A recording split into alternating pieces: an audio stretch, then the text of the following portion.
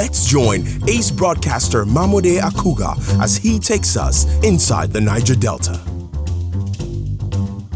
Hello out there and welcome to the program. It's Inside the Niger Delta, the authentic voice of Nigeria's oil-rich region. I'm your regular host, Mamode Akugha. Our first port of call as we navigate the Niger Delta into this package is Edo State, where the long-anticipated governorship election is underway on September 19, 2020. From there, we'll move to Delta State to bring you a report on a vandalized water project initiated and brought to a completion stage by the Niger Delta Development Commission, NDDC, in AJA-OSOLO community in Warri South local government area.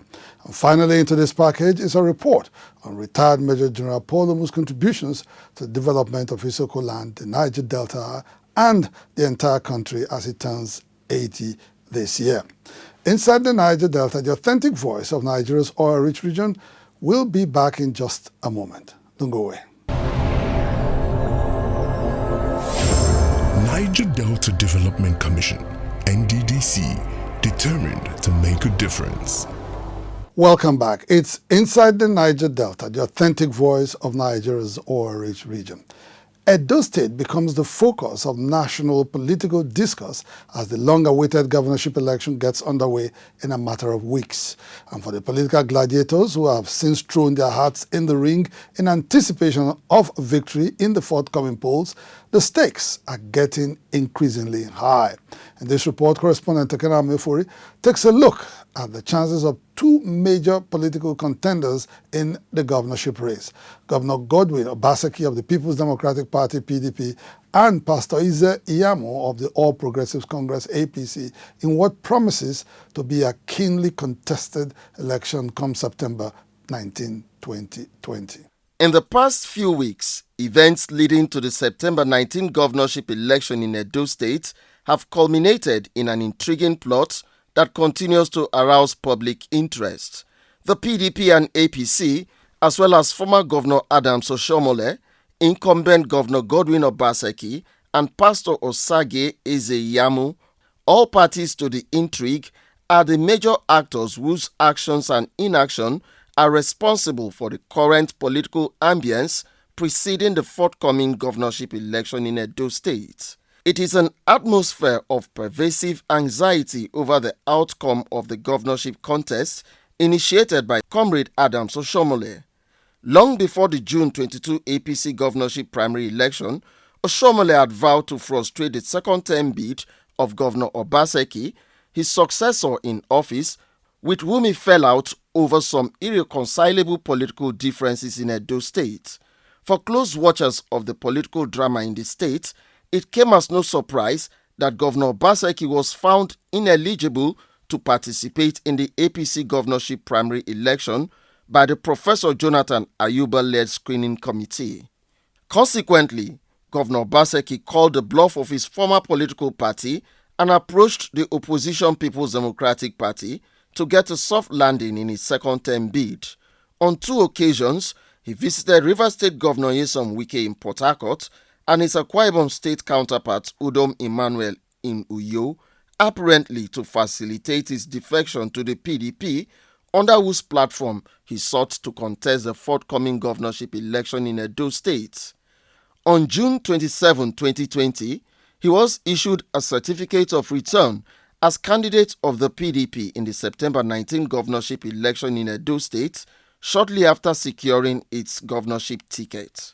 I, Senator Bala Abdulkadir Muhammad, as the Chief Returning Officer, hereby declares Governor Godwin Obaseki the winner of this primary. With today's election, we have demonstrated again that no mountain is too high to stop the aspirations of a people that have put their faith in God and are in one accord to make life better for the greater majority of their people. If he did not move, he would have not only gone down, it would have been difficult for him to survive without going to jail. Because when you see men like AJA-OSOLO, they are terrible when it comes to exercising power and making sure they exercise it maximally. Prior to the forthcoming election, two major contenders in the Edo governorship race, Governor Godwin Obaseki of the PDP and Pastor IZE-IYAMU of the APC, have switched political camps to reenact an epic political battle fought in the September 2016 Edo governorship election. While it is not exactly certain in whose direction the pendulum of victory will swing this time, there are certain parameters to determine the eventual winner of the governorship contest. For Pastor IZE-IYAMU, it may turn out to be an easy ride to Government House Benin if his party, the APC, decides to apply the federal might, which in Nigeria's political parlance refers to powers at the disposal of a ruling party at the center to influence election outcomes in its favor. On the other hand, Obaseki will likely depend on the sympathy of a critical mass of the voting public to emerge victorious in the Edo governorship race. Throughout the unfolding political drama in Edo State, concerned Nigerians have not failed to speak up against an infringement on Governor Obaseki's right to seek re-election by powerful forces in the APC led by Adams Oshiomhole. Even if you are quarreling with your political opponents, don't pursue them. Because at the end, what the people will judge, how they will judge you, how they will look at you, is what and what did you accomplish. I feel that Obaseki will win and win better. Those in support of Obaseki's re-election bid are equally optimistic about his seamless return to power, given the solidarity he now enjoys from sister states in the South-South geopolitical zone, which is the catchment area of his new bride, the People's Democratic Party. Most importantly, sympathizers of Governor Obaseki, some of whom are card-carrying members of the APC, are of the view that he does not need to embark on aggressive campaigns to sell himself to the voting public. This is based on his true personality in the estimation of Comrade Oshiomhole, who has turned out to be one of his arch rivals in the September 19 governorship election. Everything we have done, the road from Abra to Zenema, Godwin had hand. The road from here to Uboha, Godwin has hand. The schools here, Godwin has hand. The water everywhere, Godwin has hand. He has been part of the tradition. He knows the vision. He knows the mission. He knows the target. He knows where we are. He knows the challenges, and he knows how to overcome them. To deliver all that he has promised, he will do. I believe him now in his words, even more than more than the way he stated it as at that time, because he said it with so much gusto and passion. For Comrade Adams Oshiomhole, the Labour leader turned politician is therefore viewed as the worst casualty of the unfolding drama preceding the governorship election in Edo State. Since they are denied godfatherism, they will continue to deny Oshiomhole that aspect of his political life, and they will return Obaseki. The lack of internal democracy, which resulted in cases of intra-party conflict, was largely responsible for the ouster of the PDP from the seat of power some 5 years ago. As evident in the APC governorship primary election in Edo State, politics of exclusion is still rife in the party system, regardless of the fact that it constitutes a major threat to democratic governance.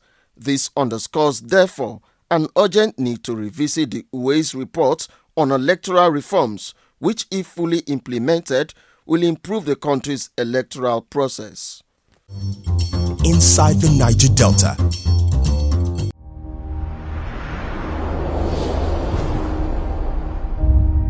From its humble roots in 1999, ITAO has grown to become one of Africa's fastest energy leaders, contributing in no small measure to the advancement of the Nigerian energy industry. Our integrated value chain in the upstream, downstream, and power sectors is underpinned by extensive local capacity development with significant opportunities to sustain ITAO's future business. In 2014, ITEO raised the single largest debt financing in Nigerian oil and gas sector from local banks to become the successful bidder for 45% of OML 29. ITEO is breaking new grounds. We have a clear vision for the future and the knowledge and assets necessary to provide for our energy needs on a regional and global scale. Get to know the future. The future is ITEO. Who is responsible for the willful damage of a water project executed by the Niger Delta Development Commission, NDDC, is currently the bone of contention in AJA-OSOLO community, Warri South local government area of Delta State. As part of our ongoing audit of NDDC projects across the Niger Delta, Inside the Niger Delta crew recently visited AJA-OSOLO, where it was alleged that the community chief called for the dismantling of the water tank, which was sold to raise funds for a traditional festival. When contacted, the accused, however, denied the allegation as false and untrue. As soon as we got the hint of a vandalized NDDC project in AJA-OSOLO community, our crew mobilized to location, traveling at sea for over 1 hour from Ugoton near Warri to arrive at our destination. We're here to take a look at a very, very unique situation. Usually the story is NDDC awards a contract, NDDC does not follow up, they don't know what the situation is, or they refuse to pay, so the contractor abandons site, or NDDC awards a contract, the contractor collects money and just, takes off. What we have here is rather unique. I was led through bushy paths by concerned members of a AJA-OSOLO community to finally arrive at the location where a 1 million litre solar-powered water project was executed by the NDDC. The water project was almost completed with a borehole and water reservoir tank already in place. According to Emmanuel Abigo, Chief Executive Officer of Mambero Nigeria Limited, contractor to the project, who spoke to Inside the Niger Delta off camera, the water scheme was stalled due to non-delivery of its solar power component by another contractor to enable it to supply water. The water project, having failed to function over time, drew the attention of the community chief identified as Chief Billy Besigiwa. In February this year, he allegedly ordered some youths to dismantle the steel water reservoir tank, which was sold to raise funds to organize a traditional masquerade festival. NDDC awarded the contract to Mambero about 15 to 16 years ago. Or some around February, we got the information that some youth of the community wants to dismantle the tank. So I went to the chief. The chief said he was the one that sent them to dismantle it, that they want to build masquerade. They want to use the money in beating their masquerade. Obviously, the NDDC water project in AJA-OSOLO is back to square one. The project, from 90%, I think we are back to about 10% of the project, because what is left now are just the pillars that are supposed to hold the water tank. In the meantime, there is no access to safe drinking water for inhabitants of a AJA-OSOLO community who have had to depend on polluted underground water for their survival over the years. This is what we drink, yeah. Everybody, this is what we drink. So that's why I'm not too happy when somebody will get that project being vandalized. I'm not happy at all. To get his own side of the story, I put a call across to Chief Billy Besigiwa, who denied his involvement in the destruction of the NDDC facility. The community people told us that the tank that was there, that you ordered some boys to disconnect it and sold it off. Is that true? It's not true. It's not true. It's not true. I don't even know the NDDC project there. I don't even know it too. When I enter shift 2012, now bush door cover. Well, I don't even know whether I NDDC. Now I do that thing there. If you first scatter out, now people pack them. Me, I don't even know. I don't know anything. The water tank, you see them for there before? And now they tell you so now. Okay. I've seen tanks for there before. For over 20 years now. When they abandoned there. So, but when you notice now, say the tank no dey again, as the chief for AJA-OSOLO, what you can't do? No, this is nothing. Nothing I want to do now. You don't report to police or report to NDDC? Say this thing. No, I don't know anything about it. I don't even know this thing. That's work.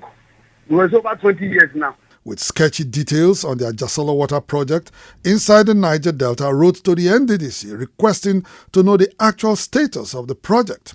At the time of filing this report, there was yet no response from the NDDC, whose operations are still largely skeletal as a result of the COVID-19 pandemic. It is, however, incumbent on NDDC to investigate the scandal surrounding its water project in AJA-OSOLO community, which is only one of several other abandoned projects scattered across the Niger Delta. The proposed investigation should be carried out as a matter of urgency, in line with objectives of the Commission's ongoing forensic audit. This will enable the Commission to ascertain the actual status of the project and determine its quality. For the embattled AJA-OSOLO community, their dream of having potable water in their community has been postponed without any date in sight for its realization. Inside the Niger Delta. NDDC, established in the year 2000 to help develop Nigeria's Niger Delta region. After 2 decades, what is their scorecard? The amount of money which the federal government is religiously allocating to NDDC, we would like to see the results on the ground. They have been doing a lot in the last 19 years, but if they were doing quality projects, I'm sure that we would have seen so much on the ground. What is the state of the NDDC project in your community? Tell us about it and we will report it. Send us an email to insidethenigerdelta@gmail.com or call us on 080-920-76444. Inside the Niger Delta, the authentic voice of Nigeria's oil-rich region. In a related development, the Niger Delta Development Commission (NDDC) has published a list of all payments it made between February 20 and May 5th this year. The list covers beneficiaries of such payments, projects they executed, amounts paid, as well as time and dates. Contrary to allegation by the National Assembly that the NDDC, under the leadership of an expanded interim management, misappropriated the sum of 40 billion, the publication shows that it actually spent the sum of 35.3 billion naira as payments for duly executed contracts and services rendered prior to the appointment of the Professor Keme Bradikumo Ponde-led interim management. According to Director Corporate Affairs of the NDDC, the voluntary publication is a demonstration of transparent and accountable leadership and further puts paid to an allegation by the National Assembly that the Commission misappropriated the sum of 40 billion naira. Because of the deluge of accusations, we had to come clean and show the world what we have done, and that's actually put paid to any argument or allegation that we have fraudulently diverted funds. As a matter of fact, the IMC is committed to probity and accountability. That's what that list being made public has shown. Odili said the payments were made to alleviate the plight of contractors and vendors who were owed for several years after delivering on their assigned contracts and services. He further stated that it was in compliance with President Muhammadu Buhari's directive to the Commission to make fiscal responsibility its watchword.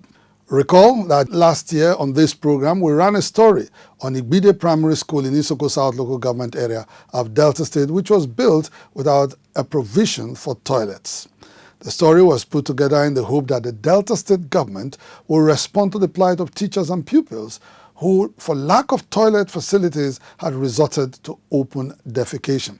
The Delta State government's reluctance to provide toilets and promote public sanitation in Igbide Primary School is despite the fact that President Muhammadu Buhari in November last year signed Executive Order 009 to eradicate open defecation by the year 2025. As part of our corporate social responsibility policy, Inside the Niger Delta has commenced the construction of a block of 3 toilets for teachers and pupils of Igbide Primary School. As part of this intervention, a malfunctioning water project in the school will be repowered to ensure that the toilets are in use. We therefore appeal once again to the Delta State government to carry out an audit of its schools without toilets across the state and make necessary provisions to uphold the dignity, health and well-being of its future leaders. Inside the Niger Delta. Few friends and family members recently converged in the country home of General Paul Omu, retired in Igbide, Isoko South local government area of Delta State, to mark his 80th birthday.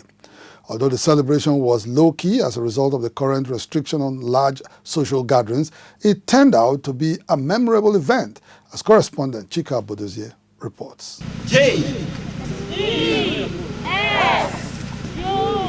And finally,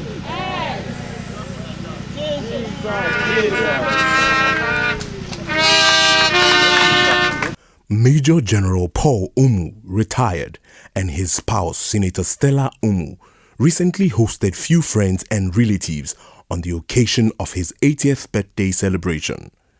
For the Omus, the occasion was a milestone in the life of their patriarch, hence their decision to invite few friends and family members to witness the event. As a great supporter of women, you have ensured that my dream of becoming self-actualized is fulfilled.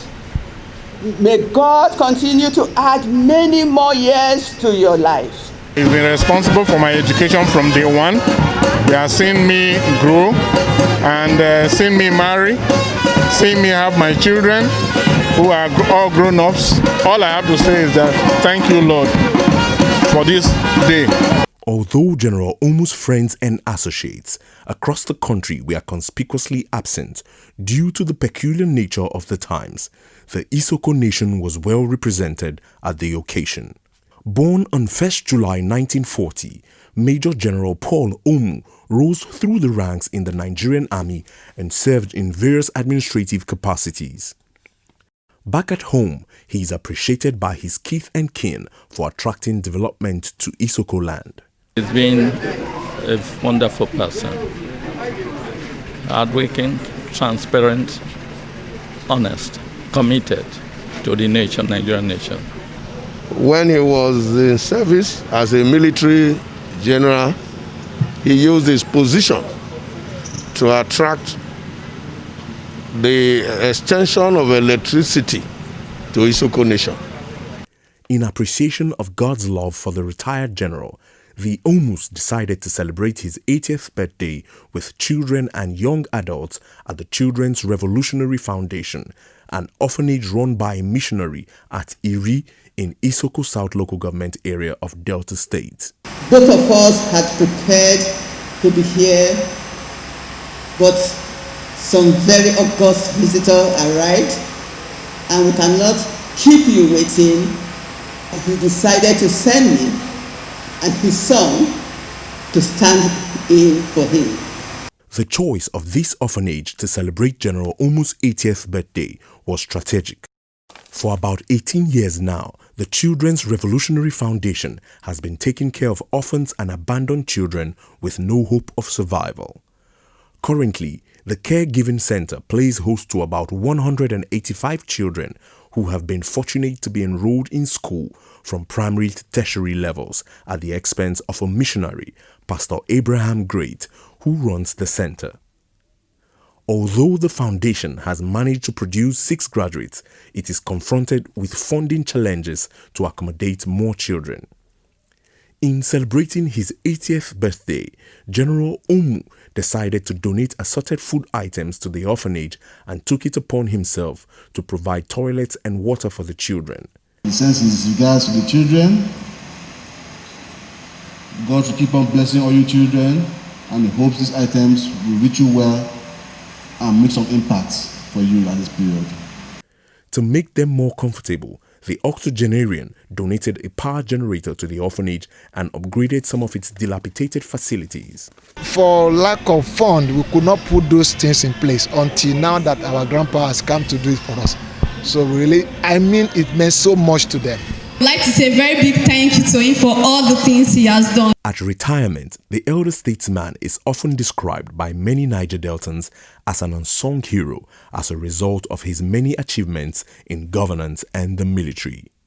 General Omu it was who chaired the Armed Forces Ruling Council on Development of Mineral Areas, which recommended and got the reintroduction of derivation principle of 1.5% for oil-producing states under the Ibrahim Babangida administration. Today, that 1.5% derivation has grown to 13% for oil-producing states. It was General Paul Omu's committee that gave the final approval to make sure that there was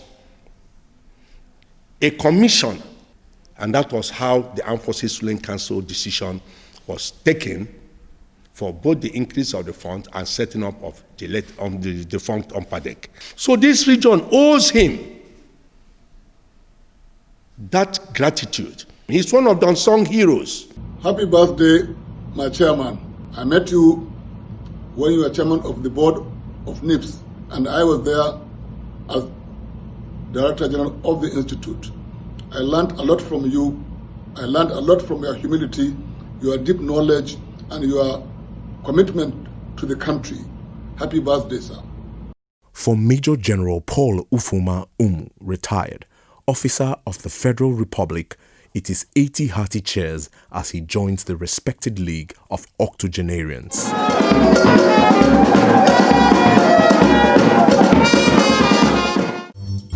Inside the Niger Delta. Well, that's our package on Inside the Niger Delta for today. The program will return same time, same station next week. Until then, you can follow us on our social media handles showing right now on your screen. Until next week, remember to always wash your hands, keep safe social distance, and maintain proper hygiene to avoid contracting the deadly coronavirus disease. My name is Mamode Akugha. Thank you so much for watching, and bye for now.